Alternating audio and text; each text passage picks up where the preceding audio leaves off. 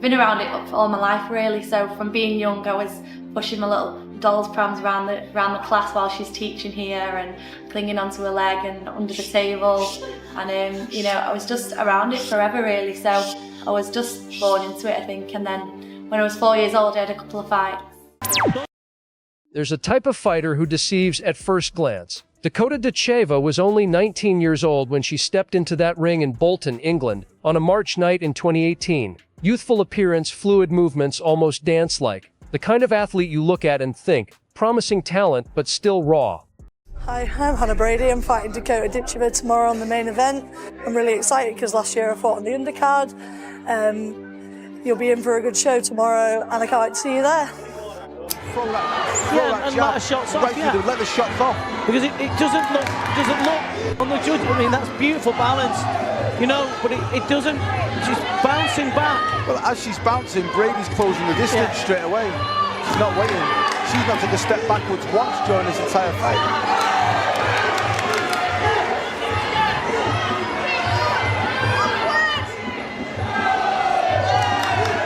I don't think Ditcheva's getting hurt at all. I just think it's it's just grueling. Yeah. It's grueling for her. It's Brady's type of fight. This. Yeah, it is. It's not Ditcheva's type of fight. She's showing physical signs of fatigue there. The real story is in the details, in the millimetric distance management, in the coldness under pressure, in the ability to transform aggression into opportunity. Let's dissect this striking clinic piece by piece. The bell opens the first round, and Dakota immediately plants roots in the center of the octagon. It's not arrogance, it's geometry. Whoever controls the center controls the angles, and whoever controls the angles dictates where the fight happens. Hannah Brady comes forward, as expected, but meets a long jab that measures distance and cuts off any explosion attempt. It's not a power jab, it's an architect's jab. Each touch calculates centimeters, tests reactions, builds the mental map that Dakota will use for the next 25 minutes. And when Brady tries to close the distance, there comes the body kick. Clean, crisp, straight to the floating ribs. The commentators immediately notice the strategic dilemma. Brady is dangerous in the clinch, but to get there, she needs to cross a fire zone controlled by someone with superior reach and frightening timing. Every time Hannah advances, Dakota has already moved out of the attack angle. Footwork isn't just moving. It's being where the opponent doesn't expect, at the exact moment they commit. And Dakota, at 19 years old, already understands this better than veterans with 30 fights. The first round ends with Dakota scoring clean points, varying levels, keeping Brady always one step away from what she really wants to do. The confidence in Ditcheva's eyes grows with each exchange. Long and gangly. Gangly's not a very nice word, I think. Rangy. Rangy, thank you. Yeah. Tall and rangy. Dakota Ditcheva. Hannah Brady will come forward.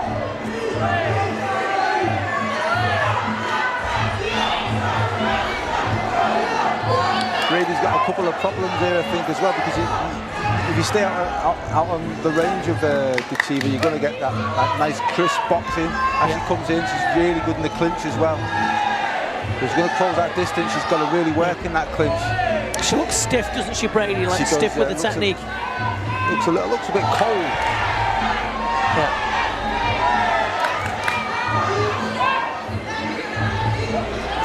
She hasn't stopped going forward, but she's getting caught going forward. Listen, the pace, though. It's a high pace, this, Gavin, for a 5-round fight.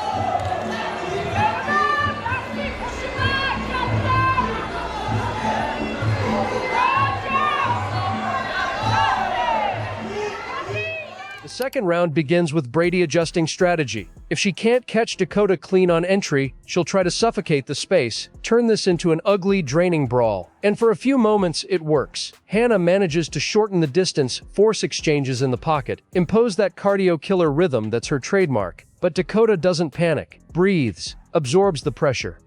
And when Brady overcommits trying to secure the clinch, there comes the knee rising clean, straight to the solar plexus. The crowd reacts. It wasn't a knockout knee, but it was a knee that sends a clear message. You can pressure me, but you'll pay toll every time you try.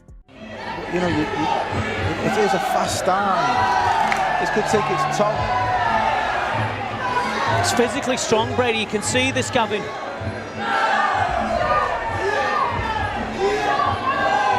Ditcheva's just got to stick to a game here and not waste too much energy, not get drawn into a real arduous fight.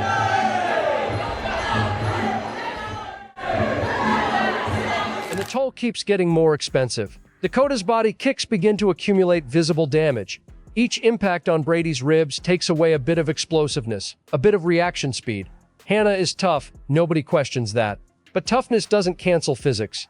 And physically, Dakota's working her opponent's body like someone dismantling an engine piece by piece. The analysts comment on the difference in corners between rounds. Brady returns gasping, seeking air. Dakota returns controlled, listening to instructions. She messes you up, doesn't she, Hannah? You know, it's not the real the nicest to watch. You know, if that makes sense. You know, when she comes effective. forward, Very, effective, very, very yes. effective.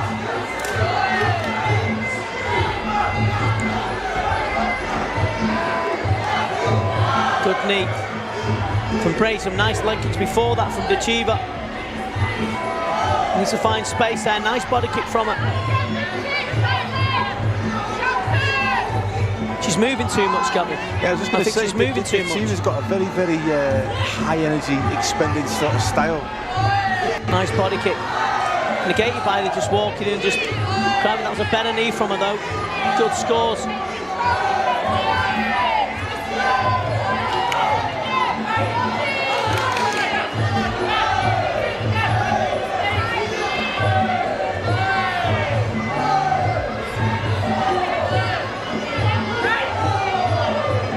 I don't think Brady's hurting Ditcheva at all, you know. But at the same time, Round 3 is where Dakota shows the complete arsenal. It's no longer just jab and body kick. Now comes traditional Muay Thai, the kind she absorbed since childhood, literally growing up inside a gym. Front kicks to maintain distance. Technical clinch when Brady manages to close. But instead of just holding, Dakota scores with short knees and elbows at angles the judges can't ignore. Score for score, knee for knee.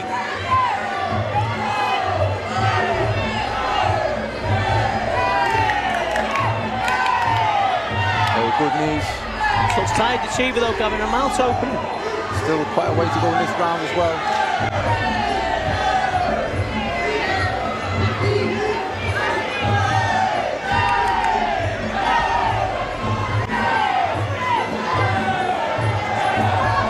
Scoring all the time. Good scores back from Ditcheva. It's to and fro here. There's a specific moment mid-round where an elbow cuts through the air and stops millimeters from Brady's chin. Doesn't land. But the intention was there, the precision was there, and Hannah feels it. You see it in her body language. For the first time in the fight, Brady isn't just tired. She's starting to doubt her own strategy. Going in. Difficult one to score this. Very, very physically demanding fight. She jogs back to the corner and look at the difference. Yeah. If you want to understand the technical nuances that mainstream commentators often miss in Dakota's fights, consider joining our breakdown series. We're documenting every tactical evolution in her journey to championship level, analyzing the small adjustments that separate good fighters from elite ones. On the back.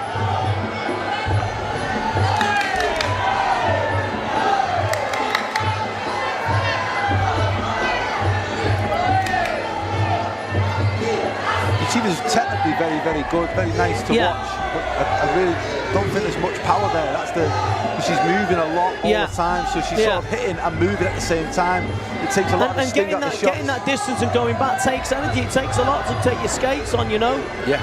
And when someone's in your face and strong, it's aesthetically pleasing, as Dakota, but it's effective. What Brady's doing. Nice left switch kick.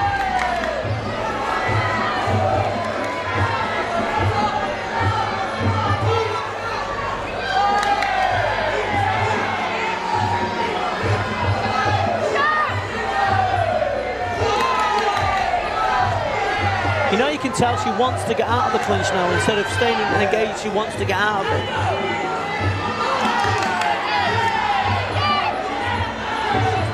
Ditcheva's got nice boxing, even when she does break from that clinch. If she you doesn't want sit in them shots, she doesn't throw that jab. And she's not going to dissuade Brady from coming in at all. And Brady's scoring here.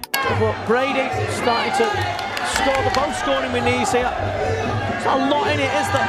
No, it's really close in these clinches. It's difficult to score. At the moment, Brady looks as strong as the two. Yeah. There's any sort of distance between the two. Ditcheva's got this sort of bouncing style. I really think she's got a little bit more flat-footed and throw that and jab let the shots off. right through let the shots off. Because it doesn't look on the judge. I mean, that's beautiful balance, you know. But it doesn't. She's bouncing back. Well, as she's bouncing, Brady's closing the distance straight away. She's not waiting. She's not taken a step backwards once during this entire fight.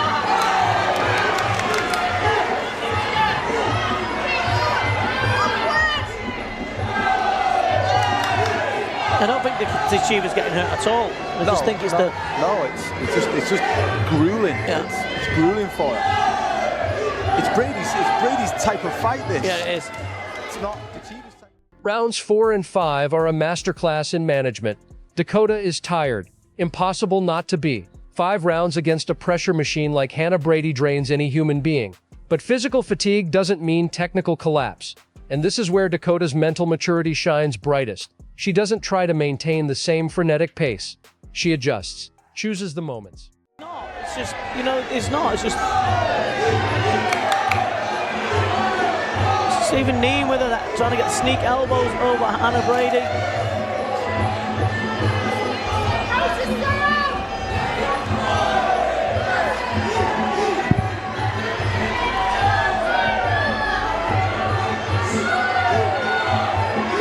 The snap's just gone out of Ditcheva's stuff. Yeah.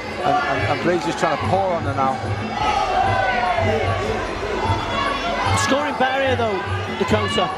Yes, he started this round very well. Better.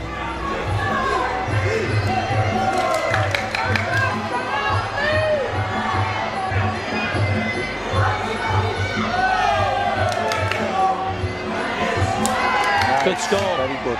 It's better.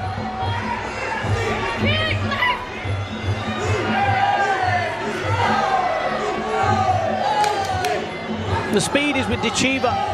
The persistence is with Brady.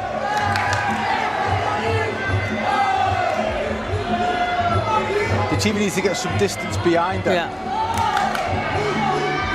She needs some space behind her. That's what she needs.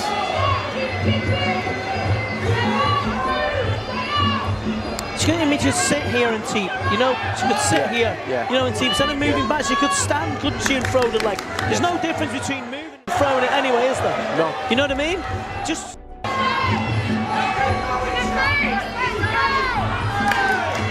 Score better though here, Ditcheva though, with body kicks. Yeah, this has been more of a round. This.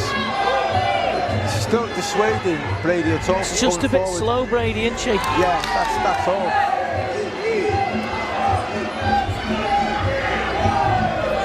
Both girls feeling it now. You know what? I've got to give credit to Ditcheva anyway, because to come through this, because she looked spent after the second round, and she's relying on guts and determination here, which was never in question.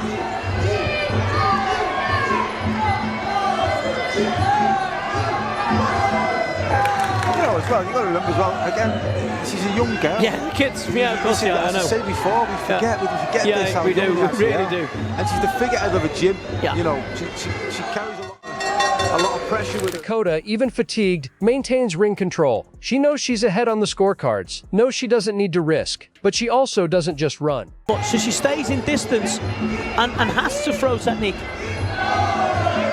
which she has got an abundance of. She stopped thinking as much as well. Yeah. She's kind of just got a remote control a little bit the last couple of rounds, and she's looked better. Even though fatigued, she's looked better. Yeah, Brady, my first time on watching Brady, but I have heard about her that she's a clinch monster, a bit like Lam Swan,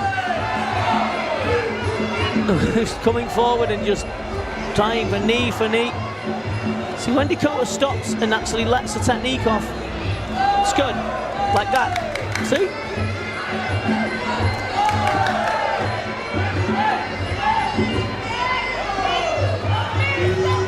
See, she has the technique if she stayed still, and she could still score, Gav, you know?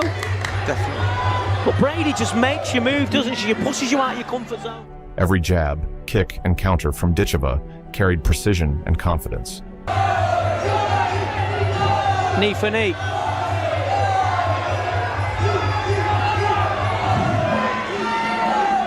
I don't think either girl's been hurt at all in this fight, but I think it's been a very, very physical and draining encounter.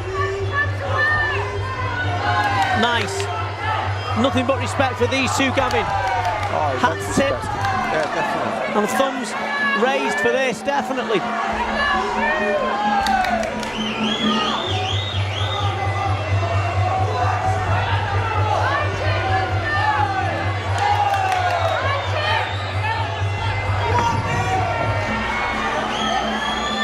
Animated corners, both sides. John Popcat front tip. Dakota and Cody Ditcheva. The final bell rings, and there's no drama in the decision. 3 scorecards, all for Dakota Ditcheva, unanimous decision. The judges saw what any technical analyst would see. Absolute distance control, striking superiority, intelligent energy management, and above all, maturity to execute a fight plan without getting dragged into the type of brawl that would favor the opponent. Hannah Brady fought with giant heart. Survived 5 complete rounds, but surviving isn't winning. And this fight was a clinic, in the purest sense of the word. Looking at this fight from March 2018 today, knowing the trajectory Dakota Ditcheva built afterward is almost surreal, because everything was already there. The patience under pressure, the coldness to execute strategy even when the body is screaming, the ability to make real-time adjustments without losing the structure of the original plan. Athletes take years, sometimes entire careers, to develop this type of maturity. Dakota had this at 19 years old, in the most important fight of her career up to that moment. It wasn't just natural talent, it was construction. It was literally growing up inside a gym, absorbing the game not as an abstract concept, but as a native language. And the result was a performance that seemed not to belong to that career phase. It seemed like a world champion's performance disguised as a promising prospect. Hannah Brady deserved every ounce of respect that night. She tested Dakota in ways few could, forced the young British fighter to show not just technique, but character, and Dakota passed the test with maximum distinction. Dakota's distance control is undeniable, but here's the real question. Would her technical game survive against a championship-level pressure fighter like Amanda Nunes or Valentina Shevchenko? I want your technical analysis in the comments below, and if you want to see how Dakota's style evolved in her later championship fights, the next breakdown is already waiting for you.